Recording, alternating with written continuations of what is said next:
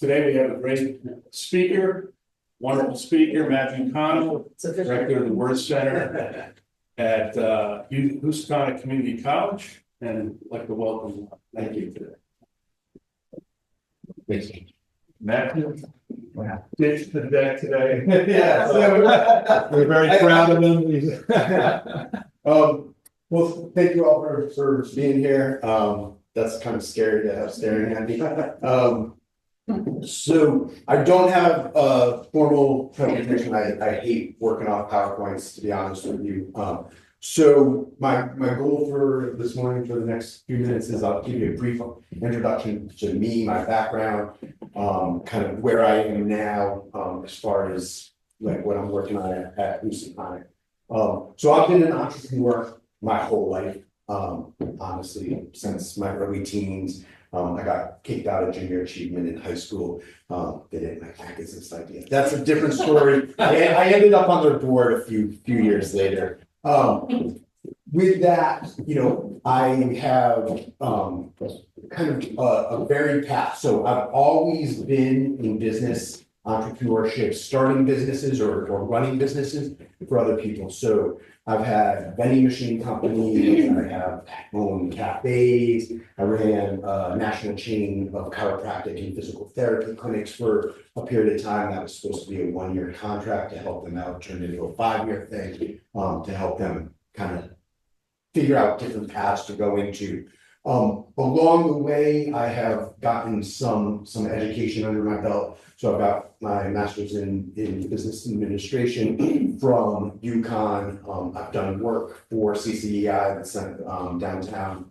I've been a mentor years ago at Reset and whatnot. I have a doctorate from the University of Hartford in educational leadership with a focus on group emotional intelligence. And I taught special education at Buckley High School in Hartford for a bunch of years as well. So I've got a master's in special ed. And to be honest with you, on the educational side of things, my focus has always been in my sweet spot is always working with non-traditional learners.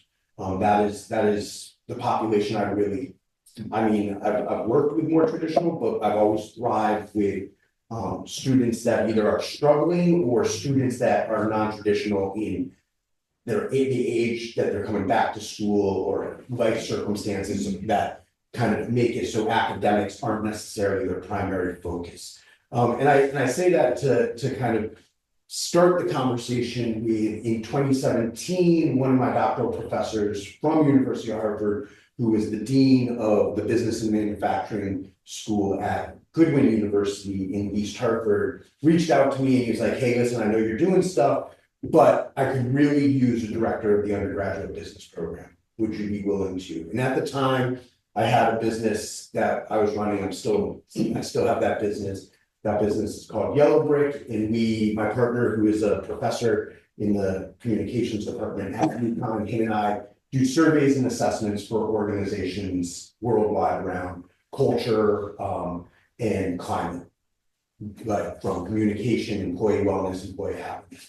So I said, sure, and I came in to that environment to run the undergraduate business program at Goodwin, which is really, you know, it was a cool kind of place to land in higher ed.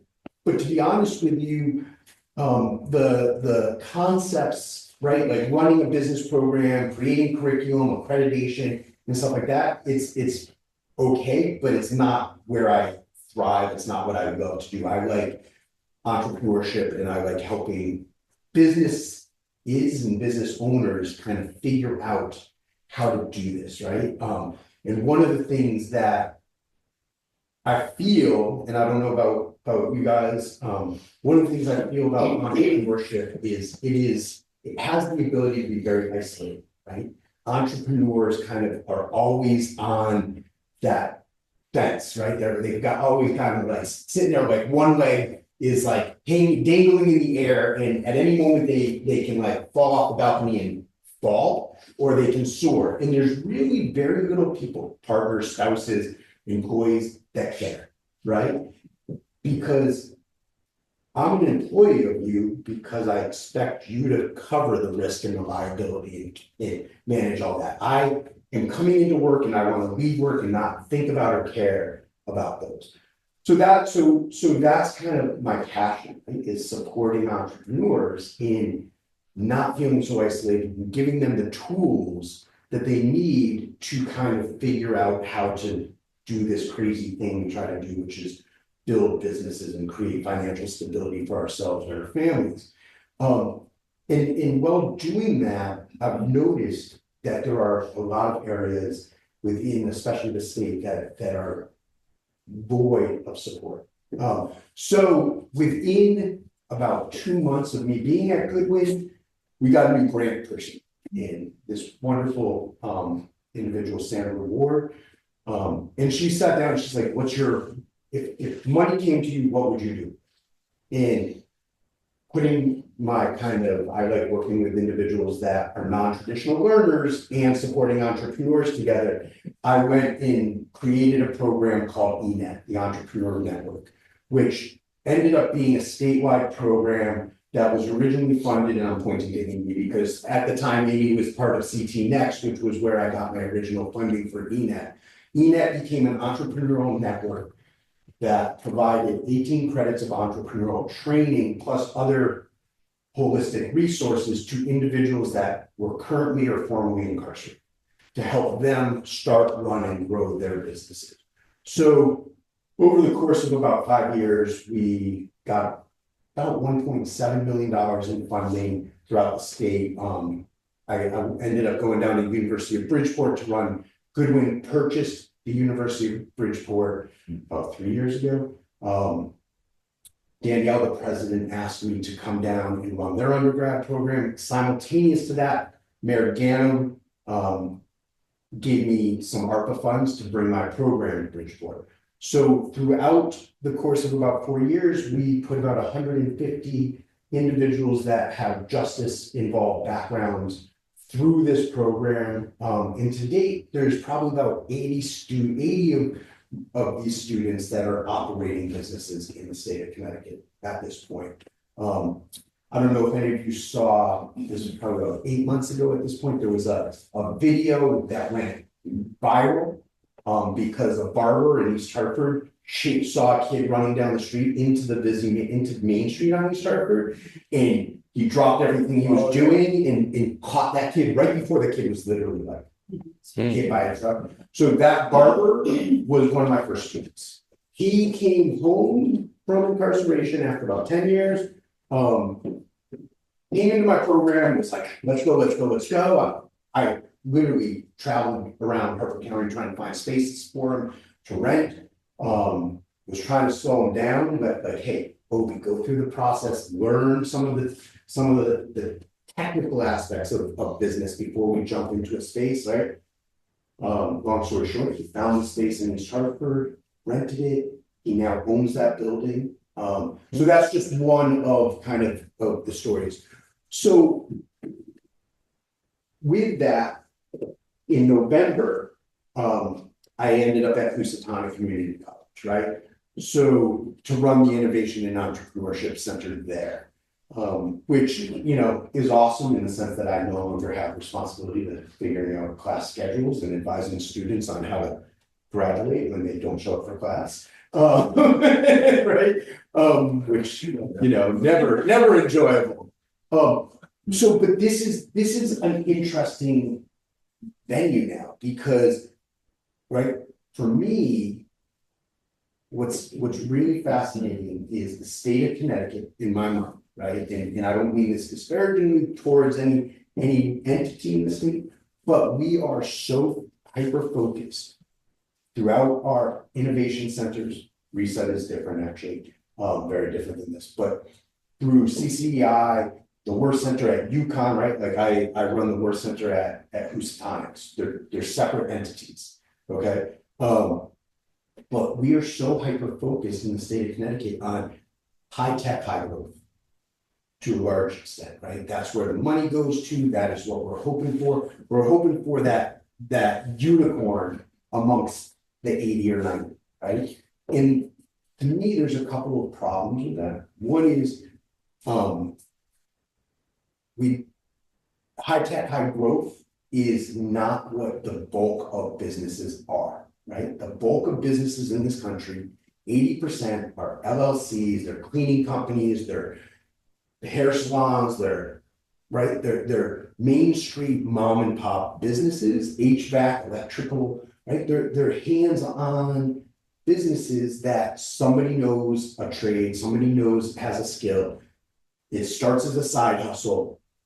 They start to grow it. They don't know how to get it, how to form their LLC. They don't know anything about insurance. They don't know anything about funding, right? But they know that they're really good or they've got a passion for something. And yet, from what I've seen throughout the state, we do a really poor job of supporting that type of business. So for me, this was a really awesome kind of jump because I love the community college concept. I love the population of students that typically end up at community college, right? Like non-traditional learners.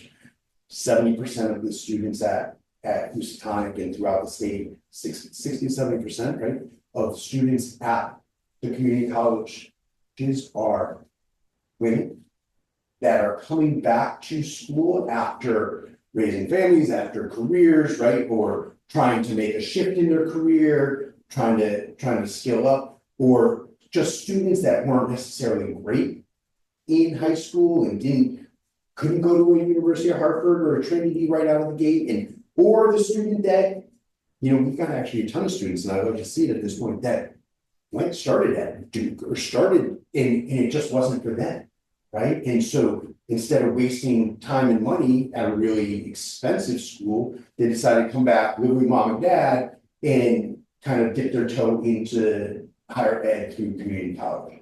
So I love this college. I love working with individuals that are hungry, that need to figure it out. So that's where I am right now. So the center, it's interesting because as I was thinking about coming in this morning and talking about where we are and what we're doing and kind of the supports that I'm looking for in building this community, I've been here since November, and prior to me getting there, the focus for the entrepreneurial center at Housatonic was the business department at Housatonic, right? And I think that that's what you see again across the board at a lot of schools is their innovation and entrepreneurship focus is focused on students that are in their business department. To me, that is a huge mistake, right? Your business students are the students that actually are taking classes to learn about business. And 9 out of 10 times, unless they're in an entrepreneurial class specifically, 9 out of 10 times what I've found is my students that are in my classes through a business department aren't necessarily the ones that want to start a business. They're the ones that want to go into finance, management, and work for somebody else. But it's my art student or my nurse or my CNC machinist that wants to figure out, how do I turn my art into a business? How do I take my side hobby, my side hobby of welding and make money for it? And what are the touch points where I all of a sudden where I have to register this business? Do I need insurance? All those things. And they are the students throughout, not just the community college system, but they are the students throughout all of our campuses, universities, that are actually missing out on learning about business, right? So I work with lawyers, right? Like in physical therapists and all sorts of business owners that get into business because they have a skill or a passion about their profession. And then they're like, oh, I'm going to start a PT clinic. And then they realize, wait, I know nothing about anything besides doing PT. I don't know about human resources. I don't know about bringing on employees. I don't know about insurances. I don't know about filing taxes, sales tax, right? And because they're not taught anymore, we don't focus on it.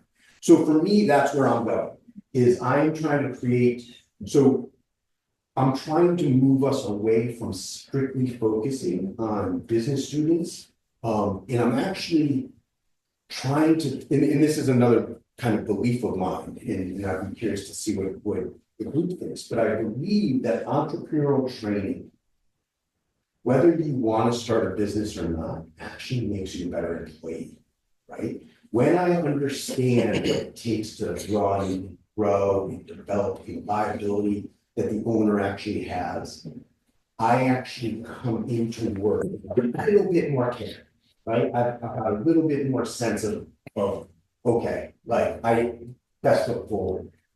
So for me, one of the things I'm focused on is a couple of cool things have happened since I've been, well, kind of in correlation. So when the Werth Center started about 3 years ago, I'm the first full-time director they've had. So it's kind of been a hodgepodge of activity.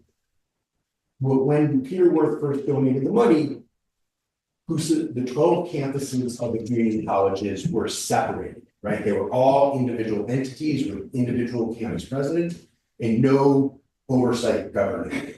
Since then, all 12 campuses are one community college.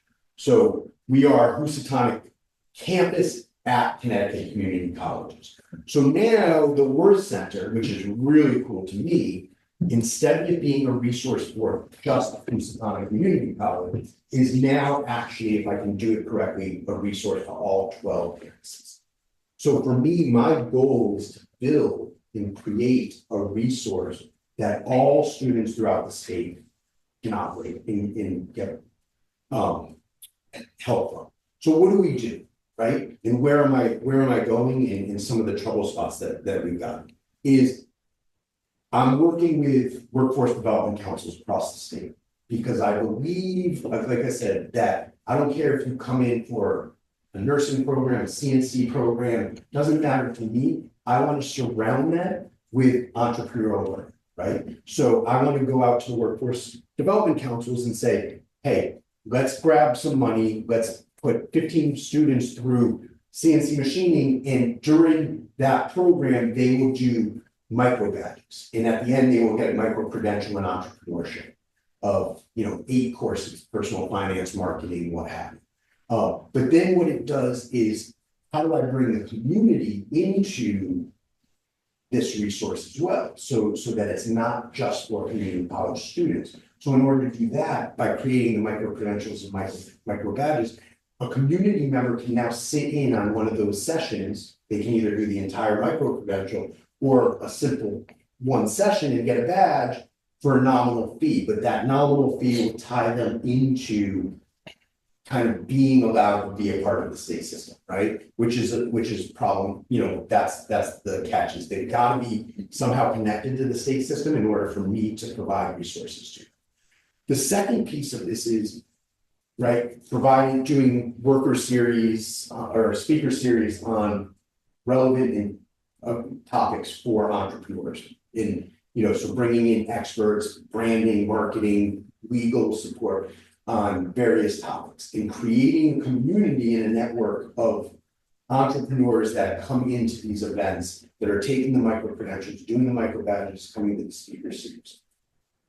Most entrepreneurial centers also have pitch events, right? Like most of this, if you look at Sacred Heart, Quinnipiac, Trinity, they're all trying to support entrepreneurs by figuring out a way to give them money to grow their business. For me, the problem with that is unless it is somewhat defined, a lot of times what we see, and we were just talking about this, a lot of times what you see is the money kind of is like, thank you so much. And then it's very difficult to follow up and figure out where that money is going and how that money is actually going towards business growth and development.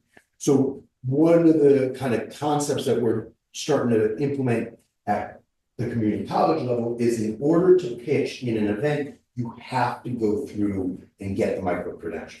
So you can't just come in for a badge in one class, you've got to take the entire series, and then you are entitled to pitch. And then one of the things that, is business, right? Like, how do you make it sticky? How do you keep people coming back for support and resources? So I'm always trying to think about that within my community is how do I get a student to come back and utilize it?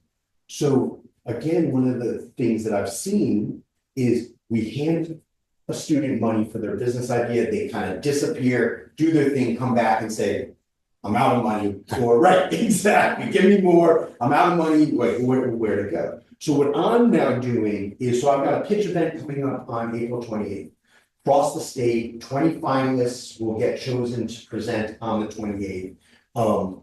And so the way that we're structuring it is, if you become a finalist, you will automatically get like $100 prize. That's like, go have dinner, right? But on top of that, you will also get a voucher for $120, and we will help you form your LLC in the state of Connecticut if you don't have it formed already. If you have it formed, then you can show me proof of your articles of incorporation, and we will reimburse you for your formation, because we want to support that business growth, right? Now, five individuals out of the 20 will win $500. It's not a ton right now, because I'm just trying to figure out, I don't want to, I'm trying to figure out the method. And 5 will win $250. But instead of us handing the business owner the money, we will keep it on account. So they don't come into us and say, hey, this is what I want to spend money on. We will purchase those services or equipment or whatever for you. So we know how the money is being spent, and that it's being spent towards business purposes. And it also creates a little bit of stickiness, because now I've got your money. You want to spend it, you got to come back to me, right? And you are entitled to come back one time and pitch again. So we're going to do the pitch event twice a year across the state. And anybody that's gone through the micro-credential process can pitch.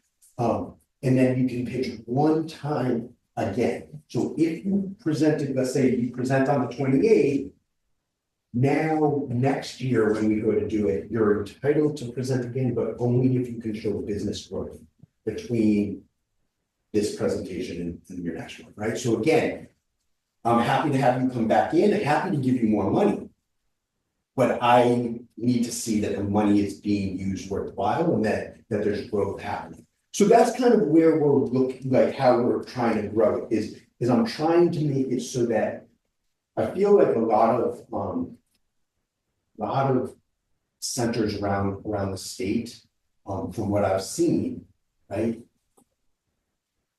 It's very transactional with their clients. It's very like, they're constantly hunting to bring students in, and then the student comes in, gets the resource they need, and the student. So I'm looking to try to figure out a way to make it more programmatic and relationship building as opposed to just transactions. I want students to come in, be a part of my network, create a community of support. And so with that, the last piece I'll say to what we're building is, if the red tape that B allows it, I'm in the process of creating a website that will act as like almost like an Angie's List, but for Connecticut State Community College students. So if you are a Connecticut State Community College student, current or past, you will be able to list your business on a central clearinghouse that is searchable, so that people can now go and say, hey, I want to support a business that's a Connecticut business that's coming from our students, blah, blah, blah. And they can type in the industry, legal, whatever it is, and get, a list of services or businesses within that area or that specific need. So that's kind of what where we're working, what I've been doing. Now, as far as problems, right? Just real quick, there's a lot, right? And one of the biggest things that we see in the entrepreneurial space is everybody says there's the fund, right? In what most business owners don't understand is, listen, I don't care who you are, but within that first 2 years of doing business, unless you've got good credit or somebody that can put down a guarantee or something to guarantee against, like, unless you are getting money from, 3Fs, angels or VCs, and you don't know what the three Fs are, I'll put it in, but, right, so then if you're not getting money from those three sources, it's very difficult to get money. Not just in Connecticut, for startup businesses in general, unless you've got good credit and are willing to put your name on a guarantee or have some guarantee. So funding is always an issue. We work with CEDF, we work with Small Business Administration, right? We work with Women's Business Council, and they all are great in what they do, but there are very specific lanes that they require you to be in to get money.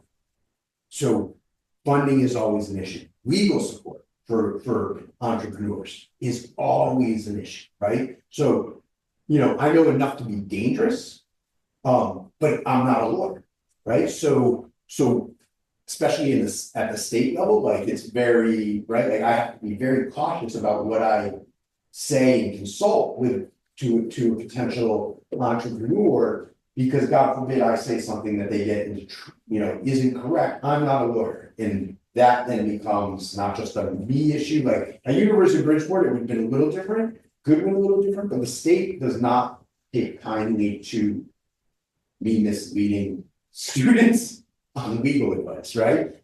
Accounting, same thing, right? Taxes, bookkeeping, things that business owners get into business and don't realize they need to do. How do I do it?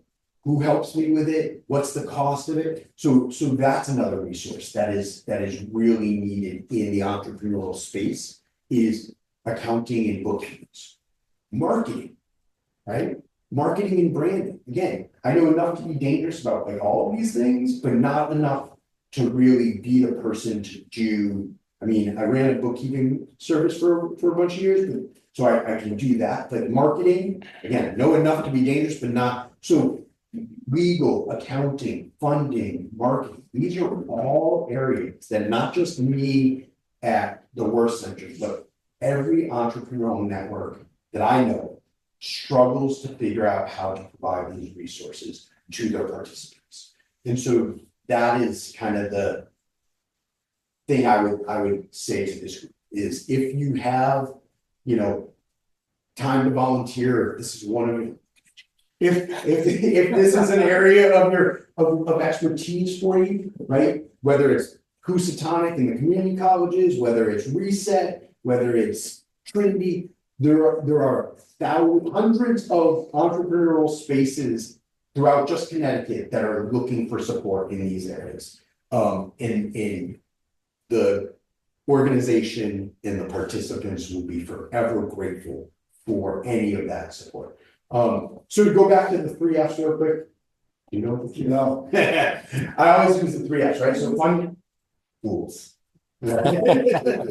So funding always comes from for entrepreneurs, for business startups, like first and foremost, right? The 3 F's, friends, families, and fools. People that typically are invested in you don't necessarily care about your business idea so much, right? Like grandma, grandpa, like mom, dad, you know, but for most of us, that network comes with like, here's a check for $150, have fun, right? That it's not normally big money for most of us. And then you get into your angels, right? Which are obviously, if you can get into an angel group and pitch, that's a fantastic resource because they want less from you than a VC, and then obviously VCs.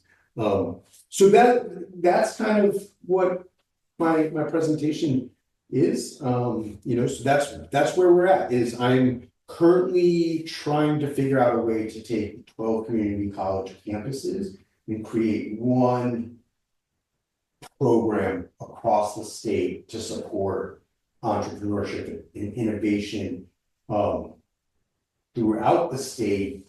And yet at the same time, I find those terms to be very limiting in scope, entrepreneurship and innovation. Because like I said, like I'm gearing up to work with workforce development and stuff like that to bring entrepreneurial training to individuals that maybe not want to start their own business, right? Maybe they have a side hustle and that's all they care about, or maybe they don't even have a side hustle. They just are interested in some learning about business concepts, right? and for me, I can geek out on this like all day long, but I really believe that not only is entrepreneurial training and learning great for you, even if you don't want to start a business ever, it makes you a better employee. But I believe that the education and the information that you get by thinking about business growth and development is no different than what it takes to run a house.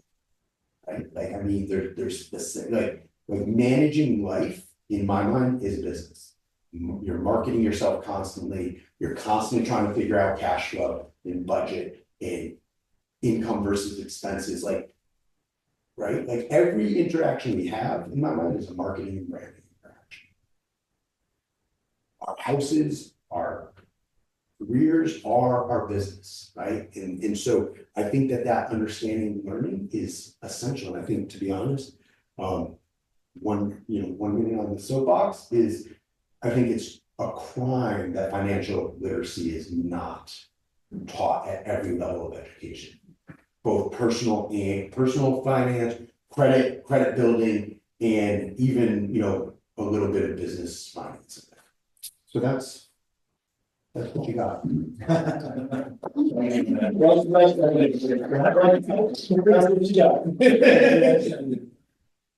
So maybe we could go to Lynn for the first question if she has one.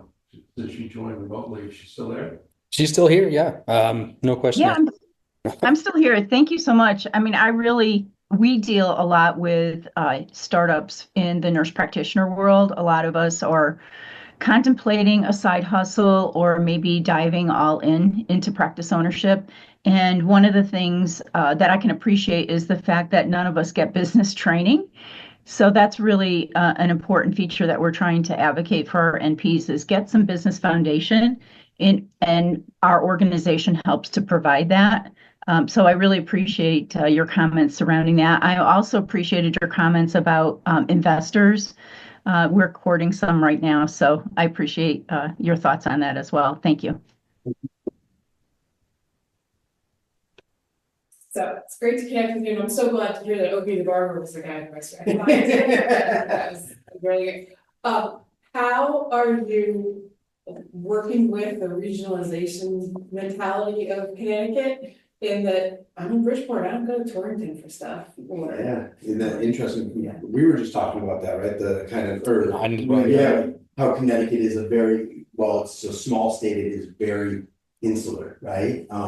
So for me, I feel like I've actually lucked into the fact that I am now part of a statewide system, right? So with that, in all honesty, my test ground will be Bridgeport, Fairfield County.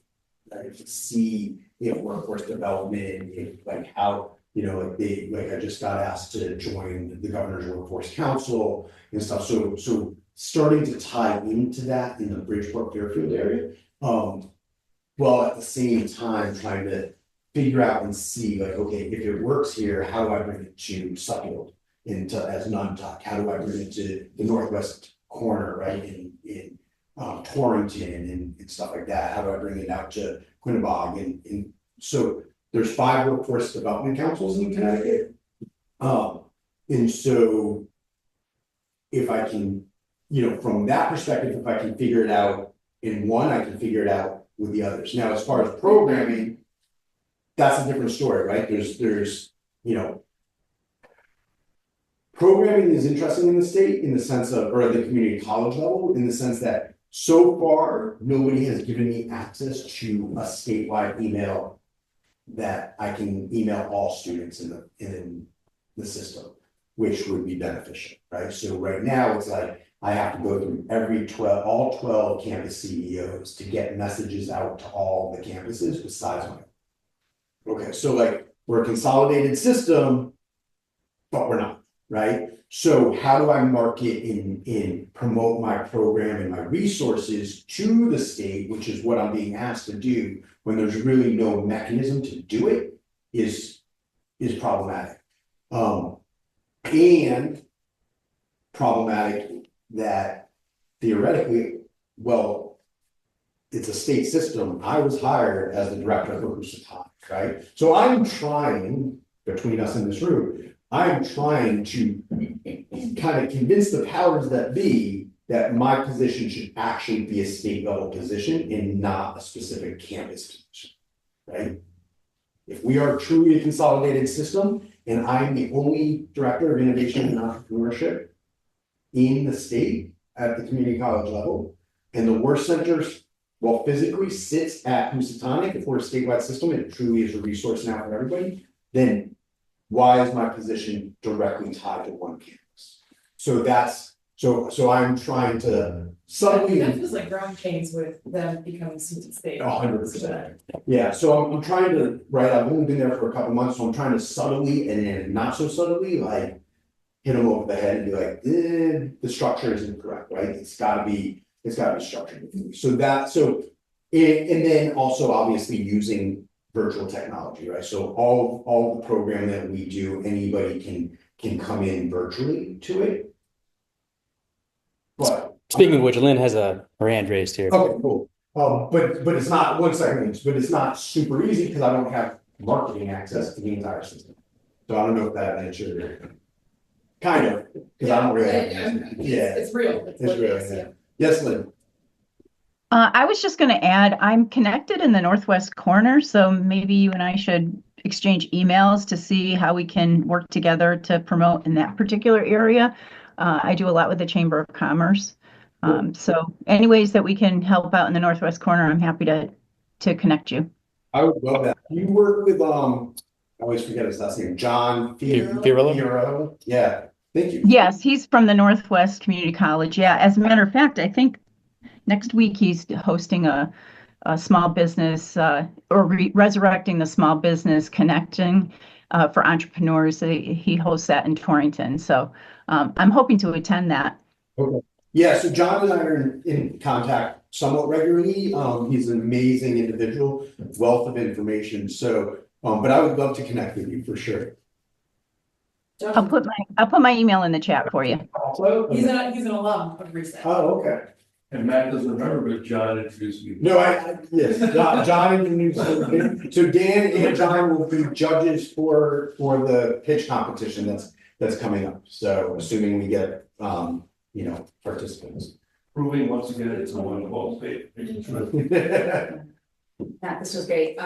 First of all, it's great to be here. This is fun. I am an executive coach and I have a question related to the entrepreneurship. Like I've seen the data.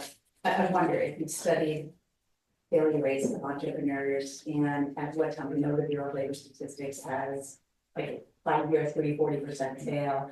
I ask it in the context of as a coach for coaching entrepreneurs. I just did a global study on this because I felt so passionate about the fact to the point you're making that they're so good at getting certifications and getting set up, but they just don't understand the business development part and the failure rate's so high. And it really bothered me coming into the profession. It's my 2.0, marketing is my background. Okay. I know we're probably tight on time, but I am curious if you've studied the back end of entrepreneurship when they don't make it and then Where do they go? why they don't, because Yeah. that's kind of tough data to get your hands on. Yeah. So I can give you some theory. I would imagine that you might have, I don't know, I'm gonna put you on the spot, but like you seem like a data guy. I mean, I looked at that up, but I don't think anybody tries to. We know funding is tough, we know sometimes you don't have a product or an audience to sell. So I know personally, just anecdotally, that when I've done consulting, when I was doing consulting in the past, and when I talk to business owners on an ongoing basis, I would say 9 out of 10 business owners step out of being a business owner for one of 2, 3 reasons. Money, right? Like they just, it's just not working out, right? And they're putting more into it than they anticipated or that they have, and they need more stability. The second, which is for me, I've seen time and time again, is somebody gets the idea that they want to go into business. Right? They see this person over here with a nice car on their driveway and they keep saying, oh, I own my own business. So that's what they want. And then they get a year, 2 years into it and things might be going okay, but the back end of business is really hard for a lot of people. They don't want, they didn't understand that the HR issues, the employee issues, ERISA, right? Like tax implications. And all of a sudden they're 2 years in and they're like, maybe money is coming in, maybe business is okay, but I don't like having to manage people. I don't want to figure out unemployment and workers' comp and all of that. I'd much rather just go in and work for somebody else and come home. And so I see a lot of business owners step out of business for that reason, in that reason alone. They just no longer want the responsibility of it. You know, just to add some metrics on the opposite end of that spectrum, right, in terms of people maybe not knowing what they're getting into, maybe that falls in the category of. But there's also the angel investment side. They invest $20 billion every year, for average, pretty stagnant actually. It has not grown. The VC has shot up 345 and 175 drop. Anyway, but $20 billion annually invested, that's only 3 to 5% of assets. Each of those bets, we have to assume carry a 10x return expectation from the angel, else why would they invest? So each of these $20 billion have the expectation of a unicorn, each made with a 10x expectation, and yet only 1 to 10% of them achieve objectives. So to me, I mean, I'm literally writing to get credit on this part right now, in my back pocket. And you know, to me, it's like, well, is it that it is luck and life? I mean, that must account for 90%. Yeah, I mean, and I think to that point, right? If you listen to any of the success stories, right? Whether it's Mark Cuban, whether it's Bill Gates, like they will all, I mean, Sam Walton from Walmart, right? Like they will all, at some point during interviews, during the course of their life, they've all said the same exact thing. Like, how'd you get to where you are? Easy. Ton of failure, and luck met opportunity, and I understood enough to push at that point, right? So I've been pushing, and all of a sudden it kind of came together. And we live in a world, and I talk about this all the time, and I know we're done with time, but we live in a world where we see these massive successes, the Zuckerbergs, right? The Google guys, like, in the Gates. And that's what our students are seeing. That's what our entrepreneurs are seeing. But what they don't understand is that it takes 5 to 7 years for a business to stabilize, if it's going to make it, right? 5 to 7 years for, like, you might within a year or two understand, yes, I've got a market. Okay, like I'm financially being like stable. I'm breaking even. Maybe there's a little bit extra, hopefully after that first 24 months. But that first real major breakthrough in business typically takes 5 to 7 years of push.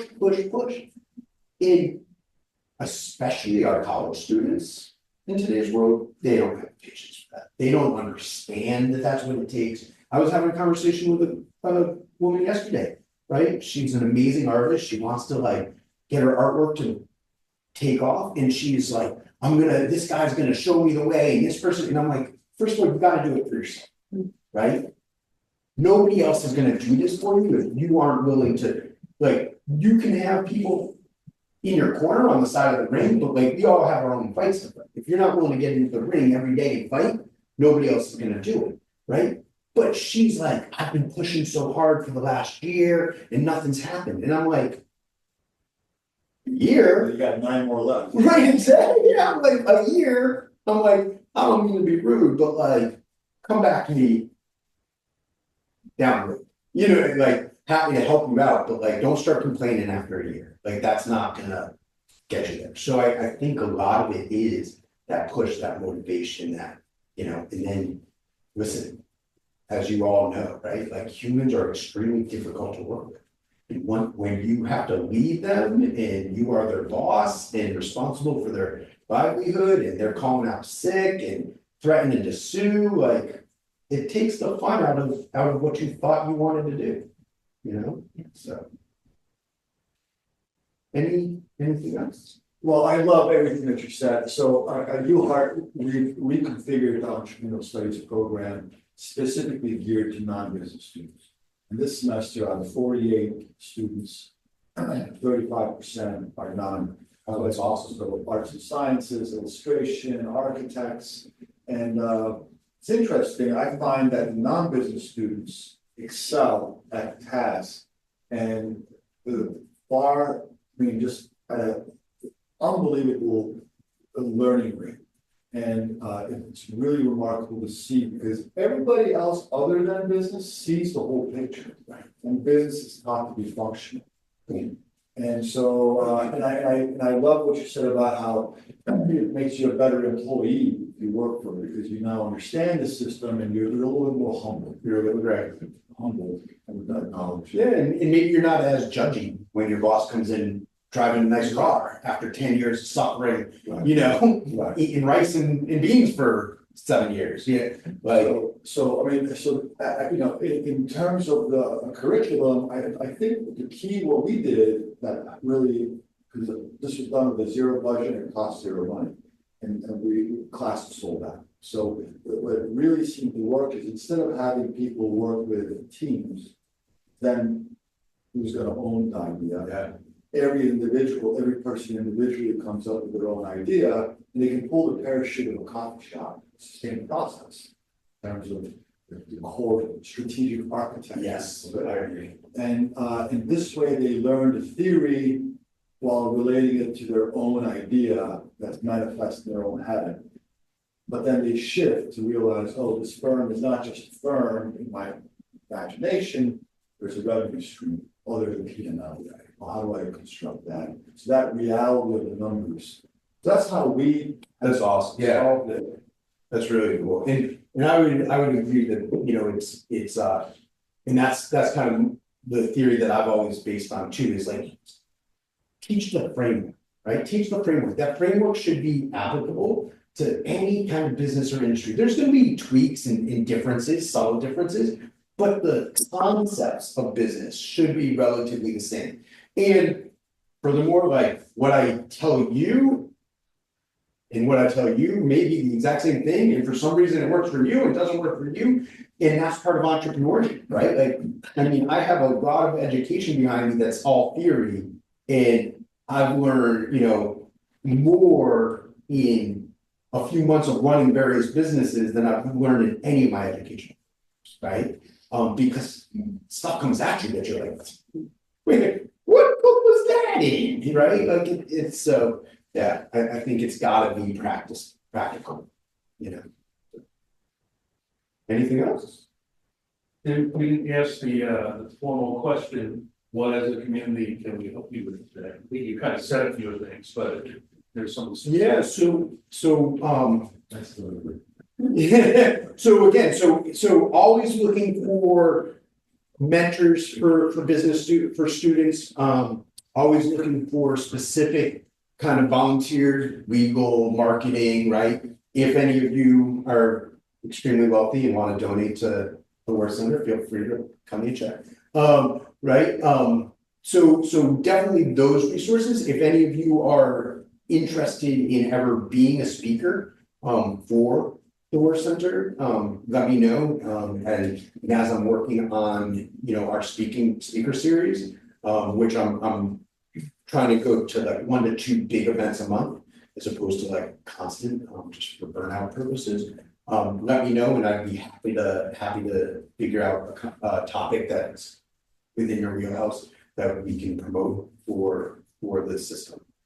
So that's really kind of what I would you know, but more than that is I would ask that if you're passionate about business, if you've got a skill set, coach, whatever, legal, whether it's Housatonic in the state system or Reset or University of Hartford, like there are a lot of entrepreneurs around the state that are looking for individuals with expertise and knowledge to be sounding boards and for mentorship, and just get involved somewhere, right? Like Reset is, and not just because Amy's sitting here, but like Reset is and they've done an amazing job over the years of growing and pivoting as to focus, right? They've got a huge food accelerator now, which is like really cool and unique. Really hard to start a food business with finding a commercial kitchen, all that stuff. So Reset, if you're in this area, like get involved with Reset or University of Hartford or whatnot. But that's what I would ask, is just whether it's through me or one of the other organization helping entrepreneurs in the state, just get involved. That's what we're here for sure. And I think that, you know, for your point about being resource for the whole state, you know, I think there's a TED Talk that's about, you know, act as if it's who you are. I think you're on the right track there with that. Yeah. And just, I would maybe look at, you know, how you could layer over sort of a membrane of technology to cover that. Making up mentors and people like you're saying, accounting or law with the students. Yeah. Well, and that's like, if I get this website created, that will be part of it, is having SCORE and CEDF and SBA and Women's Business Council, like all kind of like having place on that for resources, because again, you know, so and again, I know we're way over time, but for me, that is one of the problems in not just Connecticut, but in general, is you've got all these amazing resources and we all seem to think that we can't work together well, because, right, if a student goes to SCORE, that means they're not getting mentorship from the Werth Center. To me, that doesn't necessarily make sense, right? Like what I can provide versus what SCORE or SBA or CEDF can provide are completely different. And in the spaces that we exist, Reset and the Werth Center and blah, blah, blah, we shouldn't be, in my mind, we shouldn't be isolationists, right? We shouldn't be like, hey, you're a student of mine, you can only use my resources. We should be doing our best to support holistically the entrepreneur. So Right. on that point, there's an idea that we're trying to hatch. It's you know, all of my students, after they graduate, you know, I look at them and I say, what are you going to do with your business? And the existential crisis of graduation kicks in, the idea. But there's also no organizational component that I can tap into, because we don't have enough critical mass that we require, or any regional school does not. Liverpool doesn't either, or St. Joseph doesn't have any. So Trinity does not either. So, you know, I was talking to a gentleman named SB Suprio Chatterjee, and he was talking about ground up ecosystem for entrepreneurship. What we've been trying to do is build student alumni relationships.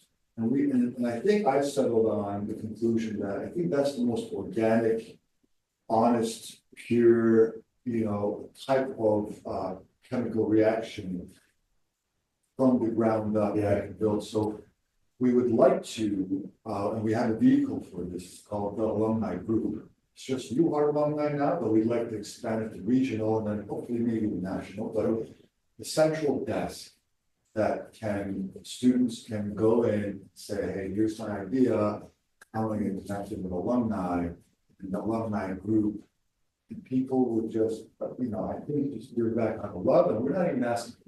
Right. So I think that component could be an add-on facilitating entity in the ecosystem. I agree. I think the network, the entrepreneurial network concept is critical, right? Because again, so many people are out there and they feel like they're reinventing the wheel when it doesn't have to be that way. Right? There's other people that have done it. There's other people that have struggled through it. There's entities that will help you just like they help them. And yet you're out there, right, in the storm by yourself. It makes no sense. Makes no sense. It also feels like there's an entrepreneurial preparedness, something or other, and maybe you have this in your school, but it's like, are you prepared to be an entrepreneur? Like what I saw based on the study is let's back way up. Like it might seem new and shiny and fun and exciting, but like, are you prepared to step into something that is not a guarantee? And what's it even mean? And what does it mean to you? And what does success, how success define?